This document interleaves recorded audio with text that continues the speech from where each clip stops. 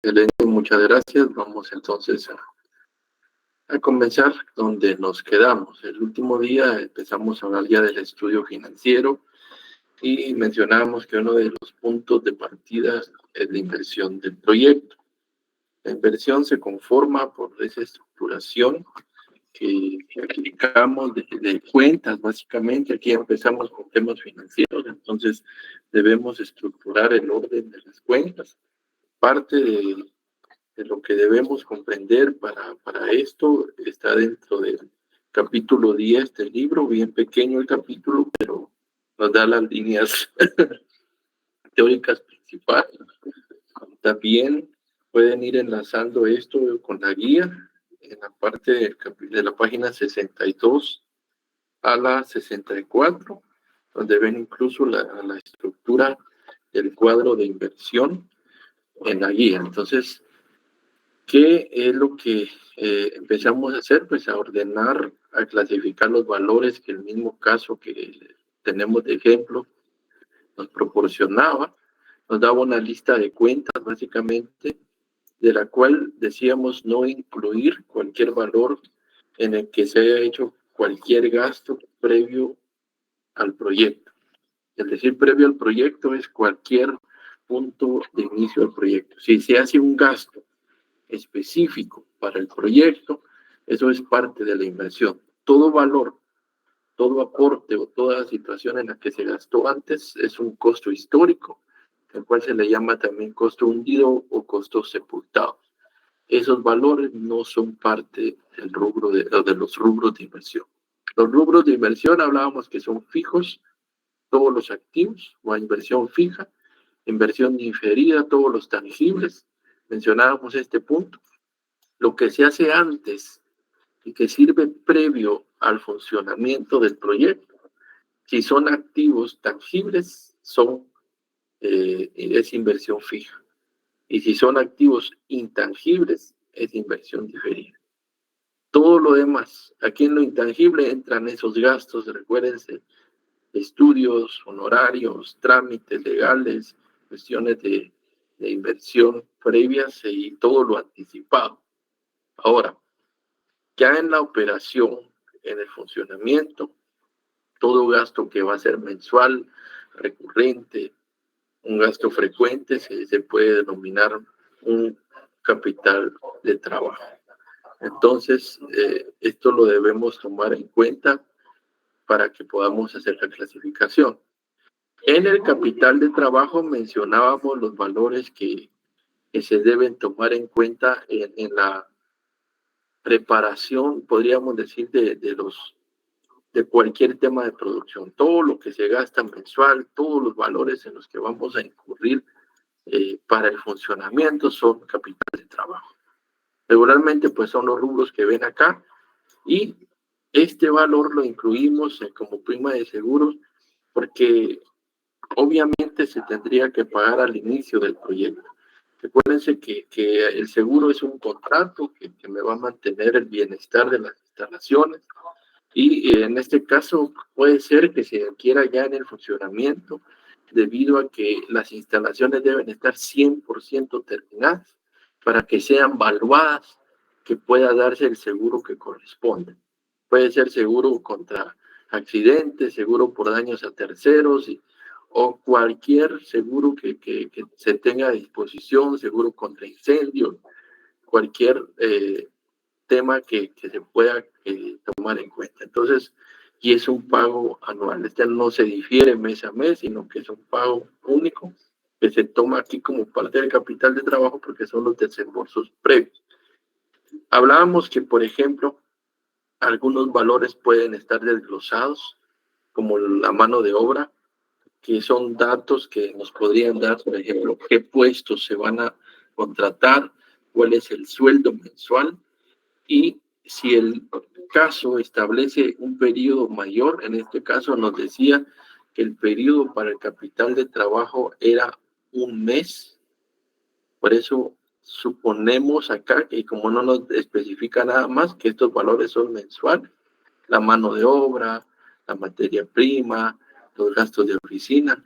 Al tener eso previamente establecido. Entonces sabemos que como aquí es un mes no multiplicamos nada.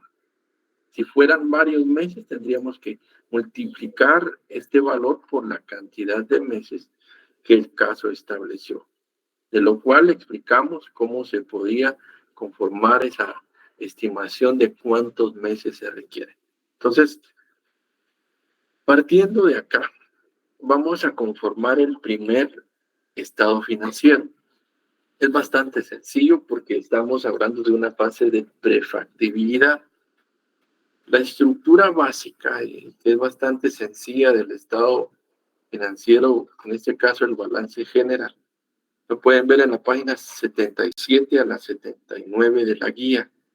Es la estructura que nosotros vamos a comenzar a utilizar. Es bastante sencillo, bastante simple. No estamos basándonos en una estructura plenamente contable porque va más en función de análisis administrativo, que es lo que estamos previendo acá. Esto es más para entender cómo se estaría organizando. Como les digo siempre, si alguien en temas ya de ordenamiento debe preparar un estado financiero, lo más conveniente es que lo realice un contador previo o como un presupuesto al momento de la operación. Establecer un balance presupuestado para el primer año, considerando cuentas específicas. Pero eso ya va a ser un tema más contable porque ya es de operación. Acuérdense que las operaciones diarias son las que analiza el contador. Entonces, por eso es que sería ya en el momento que hayamos dado un visto bueno al proyecto y ya sepamos que va a funcionar, que va a ser posible.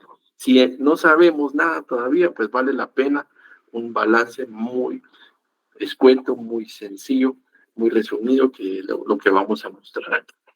Bueno, ¿cómo iniciamos? El balance tiene dos grandes rubros que ustedes ya conocen: activos, pasivos y capital. Que el pasivo y capital es la parte del financiamiento y el activo es toda la inversión, que es lo que vamos a entender acá. El activo está compuesto por circulante y fijo. Y el fijo pueden ser esos valores de activos tangibles e intangibles. ¿De acuerdo? Ya como una estructura financiera en un estado financiero. El encabezado es importante tomar en cuenta que lo vamos a tener con el año cero. ¿Por qué año cero? Porque el año de la inversión, en el cual se hacen todos los desembolsos antes de la operación, denomina así, año cero.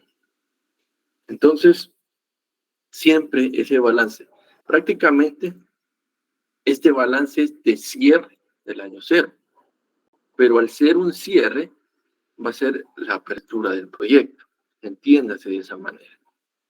Entonces, el activo se compone por circulante o corriente y por la parte fija, que ya poniéndole un nombre a esas cuentas se le podría denominar propiedad, planta y equipo desde una perspectiva contable, pero básicamente es solo identificar que son activos fijos. Y se dan cuenta, en el circulante o corriente, que es de corto plazo, estamos colocando la cuenta efectivo. Ese valor de dinero que estamos colocando allí corresponde de la estructura de inversión al valor del capital de trabajo. Ojo con eso. El capital de trabajo es el efectivo, que podría denominarse también como cuenta de caja y bancos. ¿Por qué es el efectivo? Porque es el dinero que vamos a tener previsto para estos gastos en el tiempo que estamos planificando. O sea, vamos a tener el dinero apartado para sueldos, para gastos de materia prima y los otros gastos que tengamos previstos en el proyecto. Adicionalmente, si ya vamos a trabajar en una operación, esa materia prima si toda vamos a tenerla disponible, podríamos llamarla ese valor inventarios. Pero antes de cualquier desembolso, aquí estamos estimando todo y no hemos previsto hacer esos gastos. Por lo tanto, o sea, sí se tiene, pero como no estamos hablando de una operación aún, podemos denominar toda la cuenta de capital de trabajo como efectivo. ¿Se entiende? ¿Me confirman si estamos claros con ese punto, por favor? Sí, licenciado. Lick, disculpe solo, ¿por qué es que sí se deriva o detalla el activo fijo y todos los demás solo se ponen como total? Porque aquí en el efectivo tenemos gastos específicos. Y recuérdense que, por ejemplo, si hablamos de sueldos, mano de obra, es un gasto y eso no es un activo. Ese valor, si lo registráramos en un estado financiero, tendría que ir en un estado de resultados. ¿De acuerdo? La materia prima posiblemente sí, porque sería un inventario. Gastos administrativos, que serían todos estos, o gastos operativos, van en una cuenta de pérdida y ganancia, o pérdidas y ganancias, que van a ser cuentas de estado de resultados. Son movimientos de operación. Por eso, al tener el efectivo previsto para ello, no se desglosan esas cuentas porque no cabría colocarlas acá. Solo se toma como efectivo. Es como cuando hacemos un presupuesto. Si ustedes se recuerdan, cuando se hace el presupuesto, se colocan ahí sí el detalle de los gastos. Pero es el presupuesto, es un flujo de caja. Aquí estamos hablando de gastos previstos. ¿Y con qué se van a cubrir esos gastos? Con dinero. Por eso todo se incluye en la cuenta efectivo. Igual pasa con los intangibles, que es el valor que iba posteriormente. Los intangibles son valores en los que yo gasté previo al proyecto o que voy a gastar previo al proyecto. Son diferidos, ¿sí? Esos valores diferidos corresponden a elementos que incluirlos a una cuenta no tendría en este caso cabida, a menos que lo ponga en un flujo de caja. Pero en este caso no hay una cuenta particular en la que lo vaya a asignar, a menos que los coloque como gastos de organización o gastos de instalación, pero no todo cabe en ello. Entonces, ¿qué hago? Colocar todo en una cuenta de diferido. Por eso esos valores no se desglosan. Ahora los activos sí, porque los activos fijos, tangibles, tienen un nombre particular. Aquí tengo previsto invertir en herramientas, así se llama la cuenta. Maquinaria, así se llama la cuenta. Mobiliario, equipo, no digamos, y planta de producción que se llama edificios. Entonces, lo único que hago es trasladar a la cuenta que corresponde los activos fijos, pero los que no tienen un detalle particular o no cabría dentro de una cuenta de activo, se incluye en la cuenta que los engloba. En el caso del capital de trabajo efectivo o caja y bancos, y en el caso de los diferidos, intangibles. ¿Estamos? Sí, Lick, muchas gracias. Okay. Entonces, de manera general, ya abordamos la cuenta o los valores de activos. Aquí está descrita toda la inversión. ¿Cómo está conformada la inversión? Por dinero que me va a servir para gastos de funcionamiento. Capital de trabajo, que es denominado efectivo o caja y bancos. Fijo, que está distribuido en los activos que van a servir para iniciar el proyecto. Debo construir el edificio, debo tener mobiliario disponible, la maquinaria y las herramientas para que el proyecto inicie. Todo ya colocado en orden y en la posición que corresponde. Y debo gastar cosas antes de que el proyecto inicie. Entonces, todo eso se va a diferir. Cuando hablemos de la amortización, van a terminar de entender el tema de los diferidos. Pero en este caso, ¿qué tenemos? Como no tienen cuentas específicas, algunos gastos, todo se encierra. La contabilidad no encuentra a veces nomenclatura para todo. Entonces, ¿qué hacen? Encerrar en ciertas cuentas valores que son aplicables definitivamente. dentro de esto. Y aquí, ¿qué aplica? Una cuenta de intangible. Por eso, al sumar los tres valores, es exactamente el valor de inversión y corresponde a todo lo que requiere el proyecto. ¿Preguntas o alguna duda que aún les quede?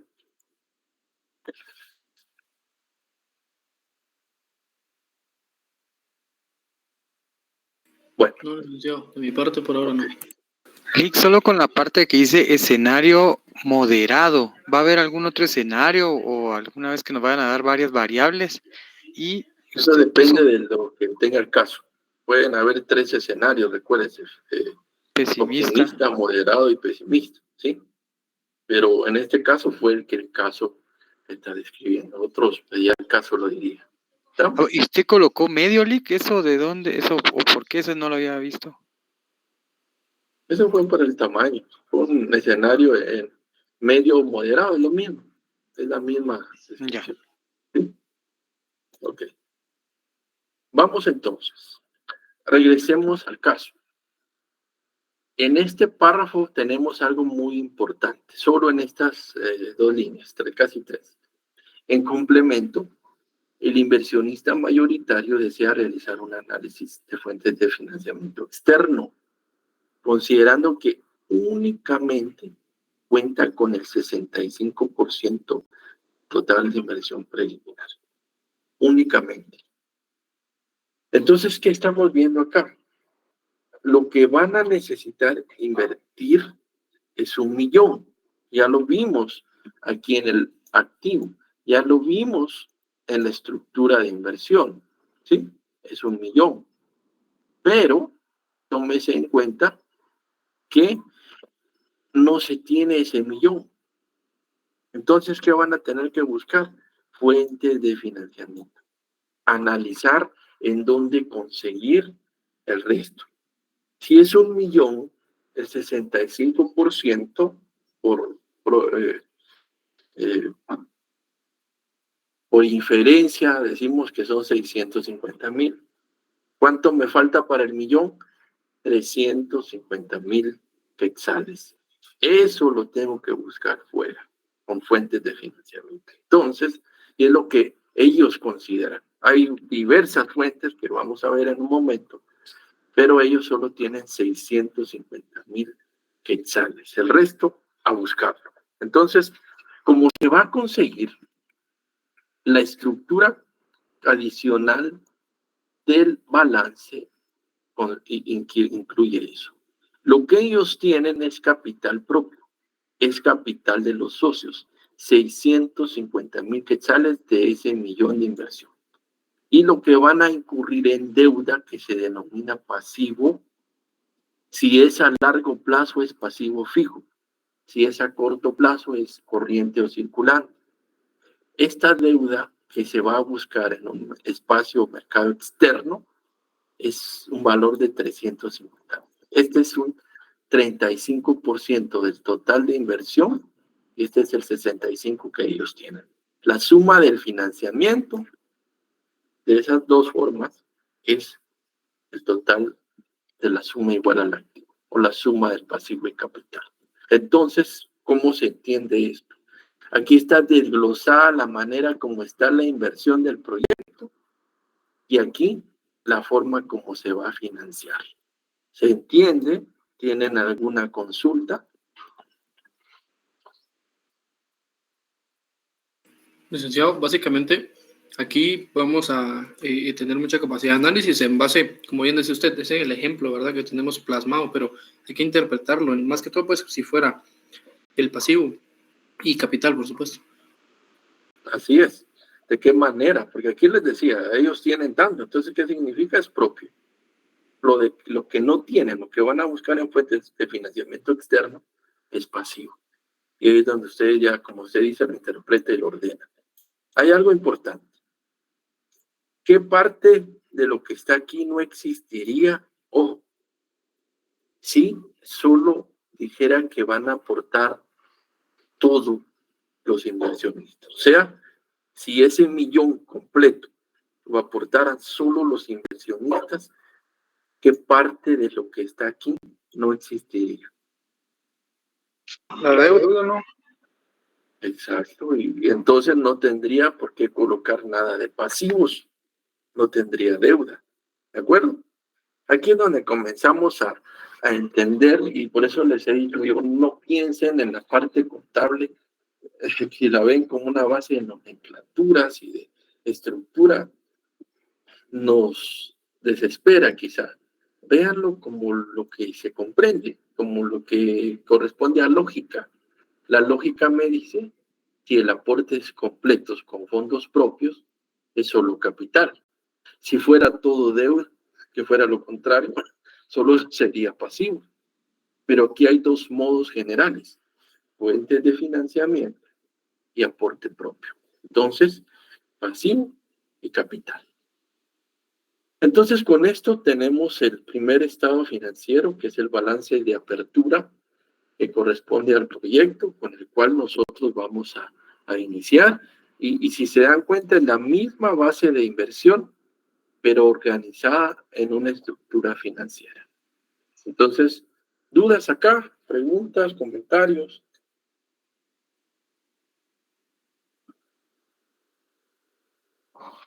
Bueno, hablemos del financiamiento. Antes de entrar a hacer cálculos de financiamiento, entendamos qué es el financiamiento. Desde una óptica de formas de obtener dinero, el financiamiento me puede dar estas opciones. Pueden ser fondos propios. Si hablamos de que la empresa está en funcionamiento, esos fondos propios se pueden generar con los excedentes que la empresa tenga. Pueden ser con valores en efectivo que se tengan acumulados por depreciaciones, si la empresa acumula esos valores, o por venta de activos. Yo tengo una máquina, la vendo, obtengo dinero, lo invierto en el proyecto, pero ya estoy funcionando como empresa. Este es cuando la empresa es nueva, cuando el proyecto es nuevo, perdón, aportan los socios o los inversionistas. En algunos también les llaman patrocinadores del proyecto, son los que aportan. El análisis de esto es esperar un rendimiento. Si estoy aportando capital, si estoy invirtiendo capital, espero que esto tenga un rendimiento. Eso es parte de lo que se analizaría al momento de evaluar esta edad.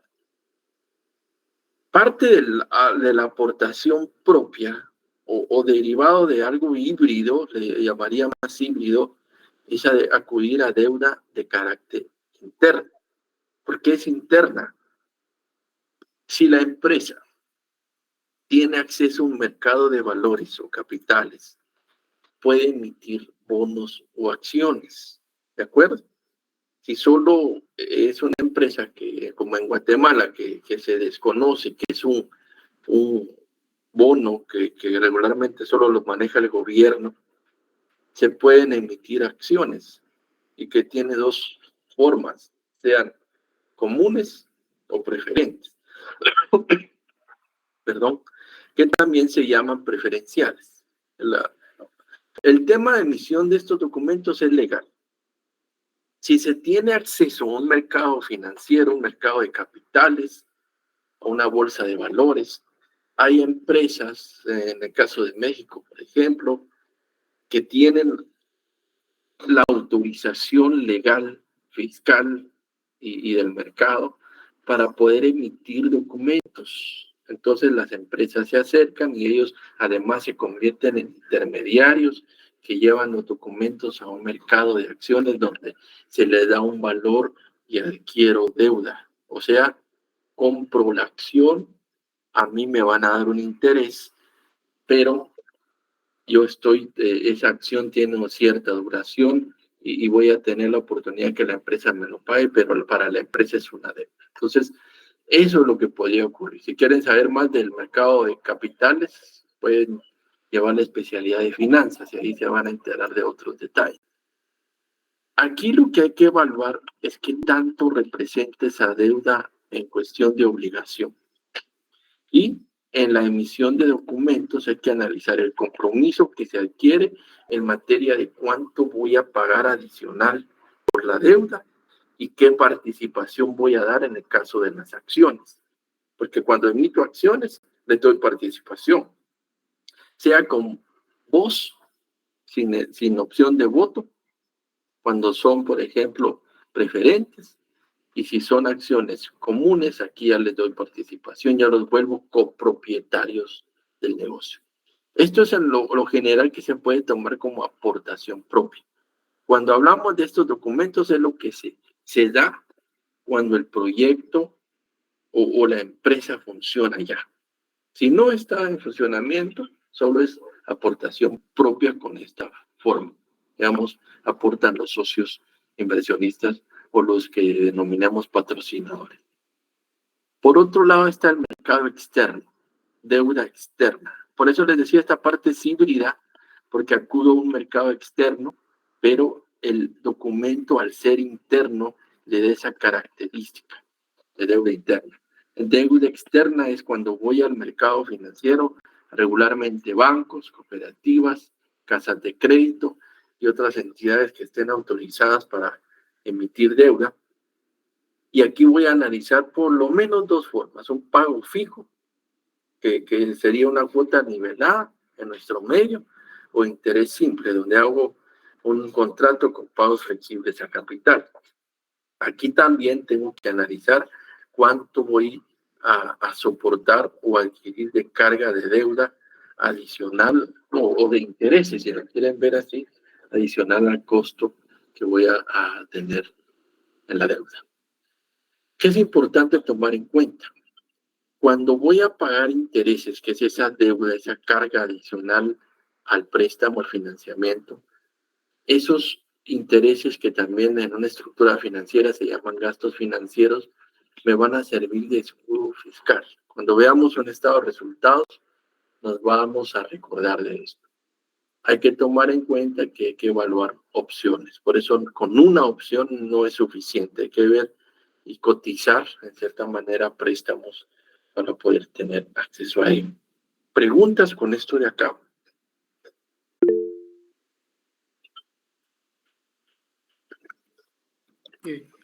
Sí, licenciado. Sí, Renato.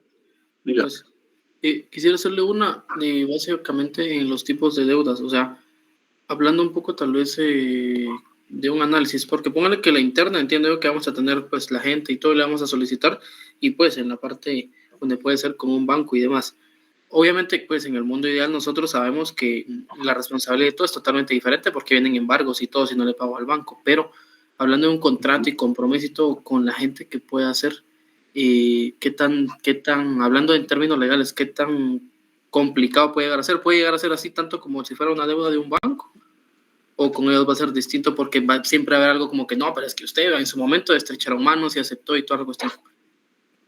En el caso de los bancos es más ocurrente, pero en el caso de un mercado de valores no es tan así, digamos, no es aquello que yo me topo con personas que no me van a pagar, porque lo que ellos buscan es un beneficio adicional, digamos, adquieren el documento, me dan su dinero y yo les pago, y lo que ellos ganan es ese interés adicional. Yo aquí lo que hago es meterme en una obligación con una casa de un intermediario en mercado de capitales, y aquí la obligación que adquiero es mía en términos legales. Aquí lo que no ocurre es no hay embargo, sino que hay sanciones fiscales y cuestiones ya internacionales, porque estoy participando en temas ya no de un país, sino que a nivel de una casa de mercado bursátil. ¿Y a qué me refiero con eso? Que voy a tener participación y eso puede incluso traer a la quiebra a la empresa, y la empresa se declara como una empresa que quiso estafar o que no quiso cumplir con sus obligaciones. Es un riesgo muy fuerte. En ese caso podríamos decir, quizá mayor, porque ese movimiento que se da me da mi cabida dentro de un mercado internacional donde yo ya tengo acceso a quienes adquieran bonos o acciones en un mercado de capitales. Van a ser personas de cualquier país del mundo, porque ahora esos documentos, esas emisiones tienen un espacio diseños, si lo vemos así, pero pueden ser digitales. Ahora pues es más sencillo y es algo que apertura un mundo y quien se pone en riesgo ahí es la empresa. Entonces, por ejemplo, ustedes han escuchado Coca-Cola, empresas grandes que participan en bolsa, están expuestas a ser también declararse en cierta manera como estafa. Y eso pues ya es algo que traería la quiebra y a la ruina completa a la empresa. No sé si aclaro con eso su duda, compañero. Sí, licenciado, clarísimo. Únicamente, una más, tal vez desde la perspectiva de su experiencia, hablando un poco del capital propio. Yo recuerdo que por allá por la Financiera 2 nosotros estuvimos viendo que el endeudamiento, obviamente, a ciertas escalas no es malo por temas de flujo, pero ya hablando un poco, usted sabe que en la realidad hay muchas cosas que analizar. Desde su punto de experiencia, ¿considera usted que siempre vale la pena que mejor nos inclinemos al endeudamiento? O si de verdad hay capital, en el buen sentido de la palabra, para derrochar. ¿Considera usted que lo analicemos y veamos si lo metemos? No es derrochar. En este caso, recuerden que en el caso de una empresa tienen ellos ya previsto el valor de los excedentes y la empresa está en funcionamiento. Y somos inversionistas, estamos colocando el capital con la expectativa de un rendimiento. En este caso, el dinero se coloca con un propósito y es lo que financieramente le da ese realce. Cuando el capital tiene un propósito, se espera un rendimiento. No puede existir ningún tipo de financiamiento ni nada por el estilo sin tener expectativas de ganar más. ¿De acuerdo? En este caso, si la empresa o si yo como financiero coloco todo el capital, estoy adquiriendo más riesgo. Eso ya se les ha explicado de diversas formas. Sí, sí. Si yo quiero reducir en cierta forma el riesgo a mi capital, puedo incurrir al financiamiento. No es lo que se dice así de manera general. No utilice todo su dinero y lo coloque en algo. En ese caso, usted puede tener dinero en diversas formas para ganar capital, pero esa parte del dinero que usted no quiere poner en riesgo, puede decir, bueno, parte de lo que yo tengo lo pongo en una inversión y gano intereses, pero lo demás lo voy a financiar y quizá gano más intereses de los que yo voy a pagar. Hago una compensación y tengo beneficios. No sé si respondo de cierta forma a su pregunta. Ok, sí, buenísimo y muchas gracias. Muy bien. Sí, Jorge, dígame. Hola, Lick, buenas noches. Solo una duda, sin ir tan lejos o irnos al mercado de las acciones. Por ejemplo, en el país, en el tema de inversión del país, tomo de ejemplo ese restaurante de Ay Carmela, en donde ha sido bastante criticado. Entonces, en esa parte, siempre hay que asumir el riesgo de que de todos modos, aunque pongamos en venta para capitalizarnos acciones, pero yo no sé si es el mismo mercado porque creo que ahí son franquicias, y después esperar de que ya no devolvamos nada, o sea, llegando al tema de las acciones que se ponen, ¿siempre hay un riesgo alto en ese tema o de todos modos la empresa lo tiene ya tomado en consideración? Pues en caso no sé si es la empresa, porque yo como persona podría invertir dinero y al final no recibir nada, que era lo que exponían anteriormente, de qué pasaría si no hay beneficios, si después no me pagan porque no hay nada de... Definitivamente, toda vez el dinero existe riesgo. Y el punto aquí es de qué forma se está dando el contrato. Porque en este caso que menciona usted, hay un contrato de por medio y yo no tengo garantía de nada. Estoy colocando mi dinero al aire, básicamente, y no estoy con la garantía o con la expectativa de que eso funcione. Y eso sucede en todos los negocios. En cierta manera, con ese ejemplo que usted menciona, ocurrió lo que pasa en cualquier mercado financiero. Yo coloco dinero, lo pongo en cierta empresa y pueda que gane o pierda. Eso va a depender de si la empresa rinde o no.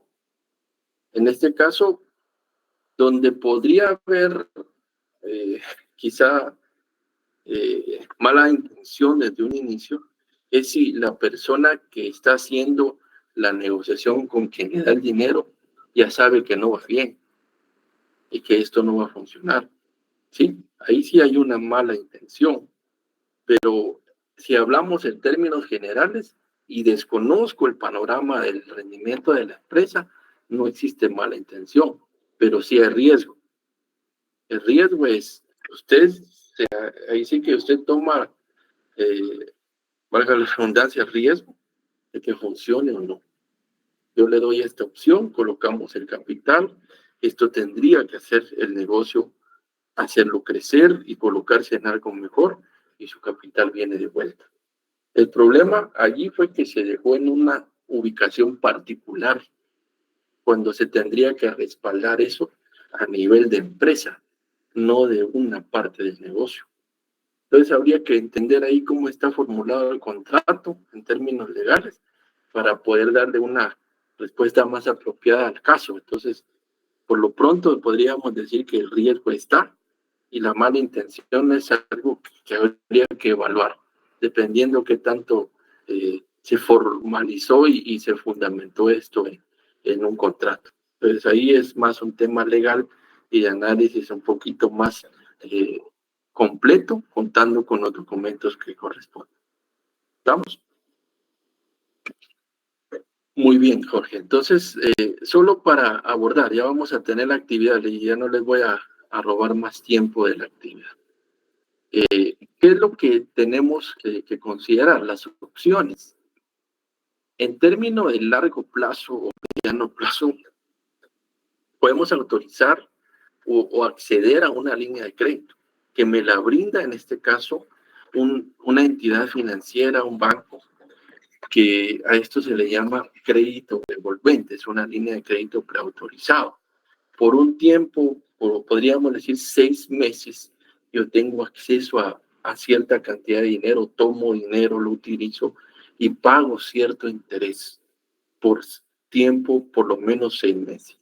Eso es como una tarjeta de crédito sin respaldo de ningún plástico ni otro documento emitido, sino que tengo el acceso. Se me abre la línea, yo utilizo el dinero y voy haciendo la colocación a donde corresponda y pago interés.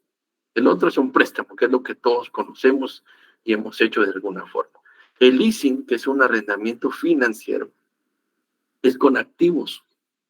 Yo voy a una casa de arrendamiento, de hecho ahí por la 7ª Avenida, la zona 9, ustedes pueden ver que está Arrend, y hay otras casas de arrendamiento o de leasing. ¿Qué es lo que me dan? Desde fotocopiadoras hasta flotillas de vehículos, en las que yo no tengo el dinero ni la posibilidad de acceder al crédito de ese monto de vehículos. Entonces las casas de leasing sí, que hago el contrato con ellos por cierto tiempo, que es básicamente el periodo de vida de los activos, les voy pagando, ellos compraron el activo, obviamente por el volumen que adquieren tienen mejores beneficios y en el interés ellos recuperan bastante o ganan más. Y después me dan la opción de compra, que yo tengo la opción de comprar los vehículos, obviamente ya están depreciados, pero pueden funcionar en alguna manera, o la fotocopiadora o la máquina que me arrendaron. Bonos que hablábamos, el crédito comercial, que es lo más común con proveedores. Me acerco a un proveedor, abrimos una línea de crédito, establecemos periodos y un contrato por tiempo específico. Por el otro lado, el financiamiento puede ser de corto plazo, con tarjeta de crédito, una tarjeta corporativa, en este caso, pagarés, respaldos o cartas. Ya es menos el hablar de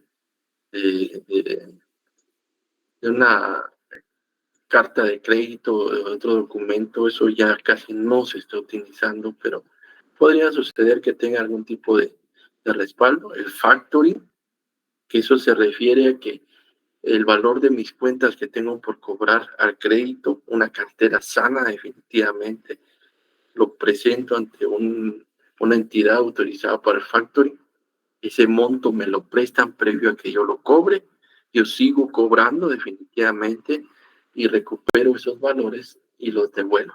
Básicamente es como anticipar el cobro, pero en esta manera me lo dan a mí a razón de financiamiento.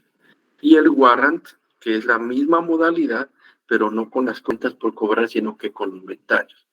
Ciertos inventarios que yo voy a colocar a la venta, los valúo, los presento a la entidad financiera, obviamente con registros, no lo presento de otra manera. Tiene que haber aquí una base de auditorías también. Lo presento, se evalúa, me dan el financiamiento por ese inventario, yo lo voy vendiendo, coloco eso. Prácticamente es como anticiparme. Básicamente cae lo del dicho que estoy vendiendo la piel del venado antes de cazarlo, pero es una manera de encontrar crédito, ¿de acuerdo? Entonces, esa es una forma adicional que se dan en las entidades financieras para que lo tomen en cuenta. Voy a quedarme acá